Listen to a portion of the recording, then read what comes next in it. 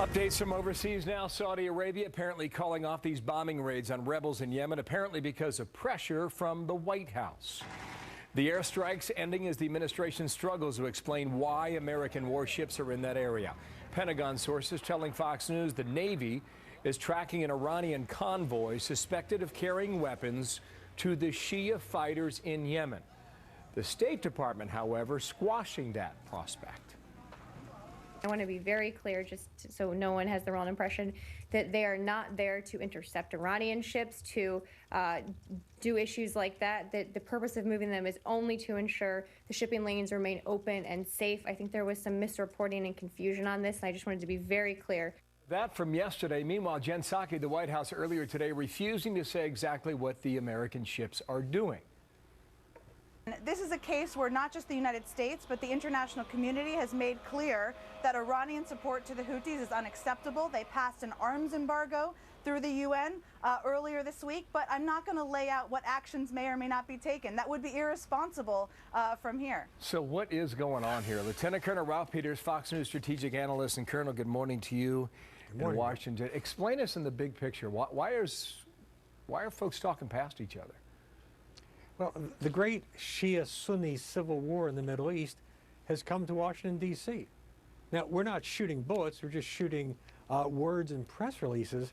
But basically, you've got an amazing split with the Pentagon saying, look, we got to support our traditional allies, who happen to be Sunni in the Middle East, and the Kerry State Department and the administration doing everything it can to appease Iran and chasing this nuke deal and this unicorn notion that we can have a grand reconciliation with Iran. So, pardon me.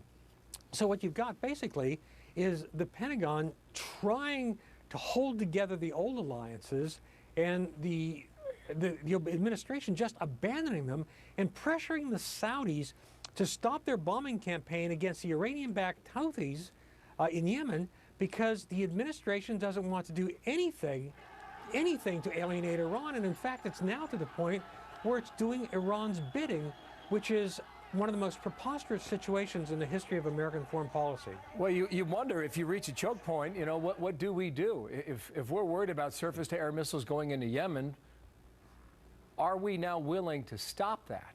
And it doesn't appear that answer is clear. Well, we even have a UN mandate. There's a UN-backed arms embargo on supplying the Houthi rebels. But clearly, Marie Harf and Jen Psaki don't want to hear it.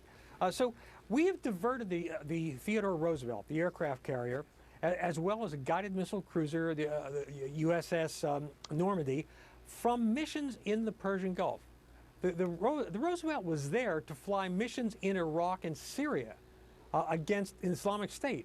Well, they were diverted. Those ships were diverted to join other ships on station around the Gulf of Aden off the coast of Yemen. If you don't mean it, if you don't want to use them, for heaven's sake, don't divert them. Don't have them doing figure eights out there in the water just because the administration doesn't know what to do. So the bottom line is this, and I've said it before on Fox, if you just don't make a fist unless you mean to land a punch.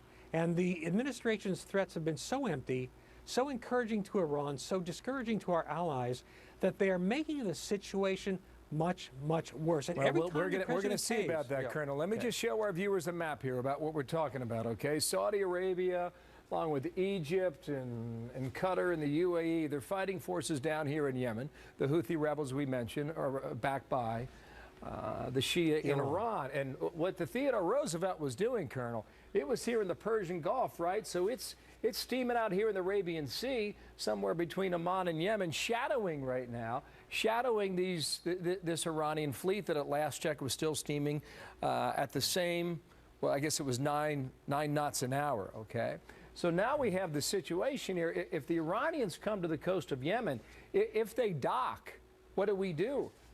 And what the president says, that what we've told them, if there are weapons delivered to factions within Yemen that could threaten navigation, that's a problem. Now, what's the comment about threatening navigation? What does that mean to you as a military man? Well, that's really a red herring in the sense he's got it backward. The Houthi rebels, with short-of-ship missiles, anti-ship missiles, could indeed threaten navigation at the in the Bab al-Mandab Straits, at basically the southern tip of Yemen, where Africa and the Arabian Peninsula almost come together. But if you want to prevent that from happening, then you'd have to stop the Iranian ships from supplying the Houthi rebels. But we've clearly got a case where the State Department administration don't even want to admit that we're watching those Iranian vessels, that we're shadowing them. Marie Harf denied that. And so you've got a situation Well, she called the Theodore Roosevelt battle group discreet.